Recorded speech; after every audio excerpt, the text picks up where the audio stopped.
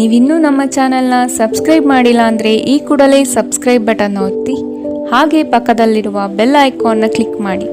ಇದರಿಂದ ನಮ್ಮ ಹೊಸ ವಿಡಿಯೋ ಅಪ್ಡೇಟ್ಸ್ಗಳು ನಿಮಗೆ ಸಿಗುತ್ತೆ.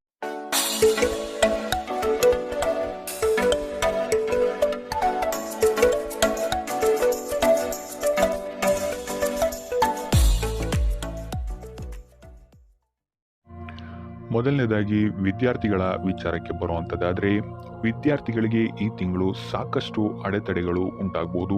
ಇದಲ್ಲದೆ ನಿಮ್ಮ ಅಧ್ಯಯನದಲ್ಲಿ ಸಹಿತ ನಿಮಗೆ ಆಸಕ್ತಿಯ ಕೊರತೆ ಉಂಟಾಗಬಹುದು. ಇದು ನಿಮ್ಮ ವಿದ್ಯಾಭ್ಯಾಸದಲ್ಲಿ ಹೆಚ್ಚು ತೊಂದರೆಯನ್ನು ಉಂಟು ಮಾಡಬಹುದು. ವಿದ್ಯಾರ್ಥಿಗಳು ಆದಷ್ಟು ಈ ತಿಂಗಳು ತಾಳ್ಮೆಯಿಂದಿರುವಂಥದ್ದು ಉತ್ತಮವಾಗಿರುತ್ತೆ. ಇದಲ್ಲದೆ ನಿರೀಕ್ಷಿತ ಫಲಿತಾಂಶವನ್ನು ಪಡಿಬೇಕಂತ ಹೇಳಿದರೆ ನೀವು ಹೆಚ್ಚಿನ ಶ್ರಮವನ್ನು ಹಾಕಬೇಕಾದಂತಹ ಅವಶ್ಯಕತೆ ಬರಬಹುದು. ತಾಂತ್ರಿಕ ವರ್ಗದಲ್ಲಿ ವಿದ್ಯಾಭ್ಯಾಸ ಮಾಡ್ತಾ ಇರುವಂತಹ ವಿದ್ಯಾರ್ಥಿಗಳಿಗೆ ಈ ತಿಂಗಳು ಸ್ವಲ್ಪ ಕಷ್ಟ ಉಂಟಾಗಬಹುದು.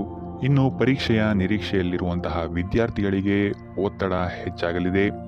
ಕಠಿಣ ಪರಿಶ್ರಮದಿಂದ ಸ್ಪರ್ಧಾತ್ಮಕ ಪರೀಕ್ಷೆಗಳಲ್ಲಿ ಉತ್ತಮ ಅಂಕವನ್ನು ಪಡೆಯುವಂತಹ ಸಾಧ್ಯತೆಗಳಿವೆ. ಆದರೆ ಸ್ಮರಣಾ ಶಕ್ತಿಯನ್ನು ವೃದ್ಧಿಸುವಂತಹ ಅಭ್ಯಾಸಗಳನ್ನು ನೀವು ರೂಢಿ ಮಾಡ್ಕೊಬೇಕು. ಕ್ರೀಡೆಯಲ್ಲಿ ತೊಡಗಿರುವಂತಹ ವಿದ್ಯಾರ್ಥಿಗಳಿಗೆ ಈ ತಿಂಗಳು ಅತ್ಯುತ್ತಮವಾದಂತಹ ಫಲ ದೊರೆಯಲಿದೆ. ಒಟ್ಟಾರೆಯಾಗಿ ಈ ತಿಂಗಳು ವಿದ್ಯಾರ್ಥಿಗಳಿಗೆ ಮಿಶ್ರ ಫಲ ಅಂತಲೇ ಹೇಳ್ಬೋದು. ಇನ್ನು ಕುಟುಂಬ ವಿಚಾರಕ್ಕೆ ಬರುವಂಥದ್ದಾದರೆ, ಈ ತಿಂಗಳು ನಿಮ್ಮ ವೈವಾಹಿಕ ಜೀವನದಲ್ಲಿ ಸ್ಥಿತಿಗತಿಗಳು ಉತ್ತಮವಾಗಿರುತ್ತೆ ಅಂತ ಹೇಳ್ಬೋದು. ಇದಲ್ಲದೆ ಸಂಗಾತಿಯೊಂದಿಗೆ ಯಾವುದೇ ರೀತಿಯಾದಂತಹ ಗೊಂದಲಗಳು ಈ ತಿಂಗಳು ಉಂಟಾಗೋದಿಲ್ಲ ಅಂತ ಹೇಳ್ಬೋದು. ಆದರೆ ಹಣಕಾಸಿನ ವಿಚಾರದಲ್ಲಿ ನಿಮ್ಮ ಕುಟುಂಬ ಅಥವಾ ನಿಮ್ಮ ಸಂಗಾತಿಯೊಂದಿಗೆ ಸ್ವಲ್ಪ ವಾದ ವಿವಾದಗಳು ಬೆಳೆಯಬಹುದು. ಆದ್ದರಿಂದ ಹಣದ ವಿಚಾರದಲ್ಲಿ ಸ್ವಲ್ಪ ಗಮನವನ್ನು ಕೊಡುವಂಥದ್ದು ಉತ್ತಮವಾಗಿರುತ್ತೆ. ಇದಲ್ಲದೆ ನಿಮ್ಮ ಮಾತಿನ ಮೇಲೂ ಸಹಿತ ನೀವು ನಿಗಾ ಇಡುವಂಥದ್ದು ಉತ್ತಮವಾಗಿರುತ್ತೆ. 3ನೇ ವಾರದಿಂದ ಕುಟುಂಬಕ್ಕೆ ಸಂಬಂಧಿಸಿದಂತಹ ವಿಷಯಗಳಲ್ಲಿ ನಿಮಗೆ ಉತ್ತಮವಾದಂತಹ ಸಮಯವಿರುತ್ತೆ ಅಂತ ಹೇಳ್ಬೋದು. ಪೋಷಕರ ಆಶೀರ್ವಾದ ವ್ಯವಹಾರಗಳಿಗೆ ಅದ್ಭುತವಾದಂತಹ ಲಾಭವನ್ನು ನಿಮಗೆ ತಂದುಕೊಡುತ್ತೆ ಅಂತ ಹೇಳ್ಬೋದು. ಮಕ್ಕಳ ಆರೋಗ್ಯದ ಬಗ್ಗೆ ನಿಗಾ ವಹಿಸುವಂಥದ್ದು ಉತ್ತಮವಾಗಿರುತ್ತೆ. ಇನ್ನು ಸಂತಾನದ ಅಪೇಕ್ಷೆಯಲ್ಲಿರುವಂಥವರಿಗೆ ಈ ತಿಂಗಳು ಸಿಹಿ ಸುದ್ದಿ ಸಿಗುವಂತಹ ಸಾಧ್ಯತೆಗಳು ಹೆಚ್ಚಿದೆ. ಕುಟುಂಬ ಸದಸ್ಯರಿಂದ ಈ ತಿಂಗಳು ನಿಮಗೆ ಉತ್ತಮವಾದಂತಹ ಬೆಂಬಲವೂ ಸಹಿತ ಸಿಗುತ್ತೆ ಅಂತ ಹೇಳ್ಬೋದು. ಒಟ್ಟಾರೆಯಾಗಿ ಕುಟುಂಬ ವಿಚಾರದಲ್ಲಿ ಈ ತಿಂಗಳು ನಿಮಗೆ ಅತ್ಯುತ್ತಮವಾಗಿದೆ ಅಂತಲೇ ಹೇಳ್ಬೋದು. ಇನ್ನು ಆರೋಗ್ಯ ವಿಚಾರಕ್ಕೆ ಬರುವಂಥದ್ದಾದರೆ, ಆರೋಗ್ಯ ವಿಚಾರದಲ್ಲಿ ವ್ಯವಹಾರ ಅಥವಾ ಉದ್ಯೋಗದ ಸಲುವಾಗಿ ನೀವು ಈ ತಿಂಗಳು ದೂರದ ಊರುಗಳಿಗೆ ಪ್ರವಾಸ ಮಾಡುವಂತಹ ಸಾಧ್ಯತೆಗಳು ಹೆಚ್ಚಾಗಬಹುದು. ಇದರಿಂದಾಗಿ ನಿಮ್ಮ ಆರೋಗ್ಯದಲ್ಲಿ ವ್ಯತ್ಯಯಗಳು ಕಂಡು ಬರಬಹುದು. ಅದರಿಂದಾಗಿ ನಿಮ್ಮ ಆರೋಗ್ಯದ ಬಗ್ಗೆ ಹೆಚ್ಚು ಗಮನವನ್ನು ವಹಿಸಿ. ಇನ್ನು ಮಧುಮೇಹ ಮತ್ತು ರಕ್ತದೊತ್ತಡದಂತಹ ಕಾಯಿಲೆಗಳಿಂದ ಬಳಲುತ್ತಿರುವಂಥವರಿಗೆ ಈ ತಿಂಗಳು ವಿಶ್ರಾಂತಿಯನ್ನು ಪಡೆಯುವಂಥದ್ದು ಅತ್ಯವಶ್ಯಕವಾಗಿರುತ್ತೆ. ಇನ್ನು ಇದಲ್ಲದೆ ದೀರ್ಘಕಾಲದಿಂದ ಕಾಡುತ್ತಿರುವಂತಹ ನೋವುಗಳಿಂದ ಈ ತಿಂಗಳು ನೀವು ಚೇತರಿಸಿಕೊಳ್ಳುವಂತಹ ಸಾಧ್ಯತೆ ಹೆಚ್ಚಿದೆ ಅಂತ ಹೇಳ್ಬೋದು. ಇನ್ನು ಮಕ್ಕಳ ಆರೋಗ್ಯ ಈ ತಿಂಗಳು ಉತ್ತಮವಾಗಿರುತ್ತದೆ. ಆದರೆ ಅವರ ಆಹಾರ ಪದ್ಧತಿಯನ್ನು ಸ್ಥಿರಗೊಳಿಸಿ. ಸಾಮರ್ಥ್ಯ ಹೆಚ್ಚಿಸಿಕೊಳ್ಳಲು ಆದಷ್ಟು ಆರೋಗ್ಯಕರ ಆಹಾರವನ್ನು ಸೇವಿಸಿ. ಎಣ್ಣೆ ಪದಾರ್ಥದಿಂದ ದೂರ ಇರಿ. ಒಟ್ಟಾರೆಯಾಗಿ ಈ ತಿಂಗಳು ನಿಮಗೆ ನಿಮ್ಮ ಆರೋಗ್ಯ ವಿಚಾರದಲ್ಲಿ ಮಿಶ್ರ ಫಲ ಅಂತ ಹೇಳ್ಬೋದು.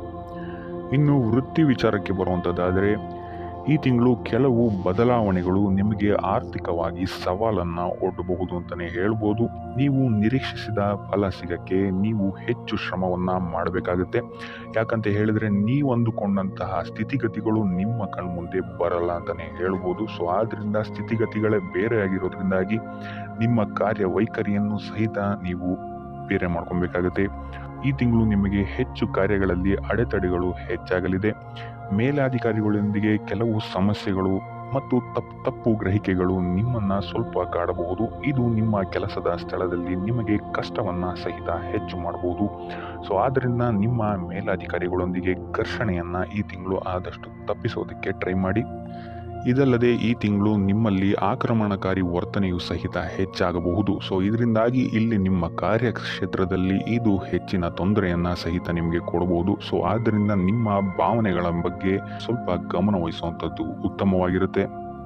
ಯಾರೊಂದಿಗೂ ಕಾರ್ಯಕ್ಷೇತ್ರದಲ್ಲಿ ವಾದ ವಿವಾದವನ್ನು ತಪ್ಪಿಸಿ ಆದಷ್ಟು ತಾಳ್ಮೆಯಿಂದಿರಲು ಪ್ರಯತ್ನಿಸುವಂಥದ್ದು ಉತ್ತಮವಾಗಿರುತ್ತೆ. ಇದಲ್ಲದೆ ಖಿನ್ನತೆಯು ಸಹಿತ ನಿಮಗೆ ಸ್ವಲ್ಪ ಕಾಡಬಹುದು. ಈ ತಿಂಗಳು ಆದಷ್ಟು ನೀವು ನಿಮ್ಮ ಸಮಯಕ್ಕಾಗಿ ಕಾಯುವಂಥದ್ದು ಉತ್ತಮವಾಗಿರುತ್ತದೆ. ಸೊ ಆದ್ದರಿಂದ ಒಟ್ಟಾರೆಯಾಗಿ ಕಾರ್ಯಕ್ಷೇತ್ರದಲ್ಲಿ ನಿಮಗೆ ಈ ತಿಂಗಳು ಸಾಮಾನ್ಯ ಫಲ ಅಂತ ಹೇಳ್ಬೋದು. ಇನ್ನು ಹಣಕಾಸಿನ ವಿಚಾರಕ್ಕೆ ಬರುವಂಥದ್ದಾದರೆ ಹಣಕಾಸಿನ ವಿಚಾರದಲ್ಲಿ ಈ ತಿಂಗಳು ನಿಮ್ಮ ಬೆಳವಣಿಗೆ ನಿಧಾನಗತಿಯಲ್ಲಿ ಸಾಗುತ್ತೆ ಅಂತ ಹೇಳ್ಬೋದು. ಹೂಡಿಕೆಗಳು ಮತ್ತು ಹೊಸ ಉದ್ಯಮವನ್ನು ಪ್ರಾರಂಭಿಸುವಂಥವರು ಆದಷ್ಟು ಎಚ್ಚರಿಕೆಯನ್ನು ವಹಿಸಬೇಕಾಗತ್ತೆ. ತಜ್ಞರ ಸಲಹೆ ಸಹಕಾರವನ್ನು ಪಡೆಯುವಂಥದ್ದು ಸಹಿತ ನಿಮಗಿಲ್ಲಿ ಉಪಯೋಗಕರವಾಗಿರುತ್ತದೆ. ಈ ತಿಂಗಳು ಹಣಕಾಸಿನ ಏರಿಳಿತ ಅತಿ ಹೆಚ್ಚಾಗಿರುತ್ತೆ ಅಂತಲೇ ಹೇಳ್ಬೋದು. ಸೊ ಇದು ನಿಮಗೆ ಸ್ವಲ್ಪ ತೊಂದರೆಯನ್ನು ಉಂಟು ಮಾಡಬಹುದು. ಆದರೆ 3ನೇ ವಾರದ ನಂತರ ನಿಮ್ಮ ಆರ್ಥಿಕ ಸ್ಥಿತಿ ಸ್ಥಿರವಾಗುತ್ತೆ ಅಂತಲೇ ಹೇಳ್ಬೋದು. ಸೊ ಇದರಿಂದಾಗಿ ಇಲ್ಲಿ ನಿಮಗೆ ಕೆಲವೊಂದು ಕೆಲಸಗಳು ಕೈಗೂಡುತ್ತೆ ಅಂತಲೇ ಹೇಳ್ಬೋದು. ಸೊ ಭಾಗ್ಯದ ಸಹಕಾರ ನಿಮಗಿಲ್ಲಿ 3ನೇ ವಾರದ ನಂತರ ಸಿಗುತ್ತೆ ಅಂತಲೇ ಹೇಳ್ಬೋದು. ಸೊ ಭವಿಷ್ಯದ ಏಳಿಗೆಗಾಗಿ ಹಣವನ್ನು ಸೇವ್ ಮಾಡುವಂಥದ್ದು ಉತ್ತಮವಾಗಿರುತ್ತೆ. ಯಾಕಂತ ಹೇಳಿದರೆ ನೀವು ಎಷ್ಟು ಹಣವನ್ನು ಸಂಪಾದಿಸ್ತೀರಾ ಅಷ್ಟೇ ಖರ್ಚು ಸಹಿತ ನಿಮಗಿಲ್ಲಿ ಉತ್ಪತ್ತಿಯಾಗುತ್ತೆ ಅಂತಲೇ ಹೇಳ್ಬೋದು. ಸೊ ಆದ್ದರಿಂದ ನಿಮ್ಮ ಹಣದ ಖರ್ಚಿನ ಬಗ್ಗೆ ಹೆಚ್ಚು ಗಮನವನ್ನು ಇಡಿ. ಇದಲ್ಲದೆ ಯಾವುದೇ ಯೋಜನೆ ಇಲ್ಲದೆ ಹೂಡಿಕೆಗಳನ್ನು ಮಾಡಬೇಡಿ. ಹಣದ ಒಳಹರಿವು ಹೆಚ್ಚಾಗಿದ್ರೂ ಸಹಿತ ನಿಮ್ಮ ಖರ್ಚಿಗೂ ಸಹಿತ ಇದು ದಾರಿ ಮಾಡಿಕೊಡುತ್ತೆ ಅಂತಲೇ ಹೇಳ್ಬೋದು. ಸೊ ಆದ್ದರಿಂದ ಹಣದ ವಿಚಾರದಲ್ಲಿ ಹೆಚ್ಚು ಗಮನವನ್ನು ವಹಿಸುವಂಥದ್ದು ಈ ತಿಂಗಳು ಉತ್ತಮವಾಗಿರುತ್ತೆ. ಇನ್ನು ಉಪಾಯ ವಿಚಾರಕ್ಕೆ ಬರುವಂಥದ್ದಾದರೆ ಗಣಪತಿಯ ಪೂಜೆಯನ್ನು ಮಾಡುವಂಥದ್ದು ವಿದ್ಯಾರ್ಥಿಗಳಿಗೆ ಮತ್ತು ವ್ಯಾಪಾರಿಗಳಿಗೆ ಈ ತಿಂಗಳು ಉತ್ತಮ ಫಲವನ್ನು ನೀಡುತ್ತೆ ಅಂತಲೇ ಹೇಳ್ಬೋದು. ಸೊ ಇದಾಗಿತ್ತು ಈ ತಿಂಗಳ ನಿಮ್ಮ ರಾಶಿ ಭವಿಷ್ಯ.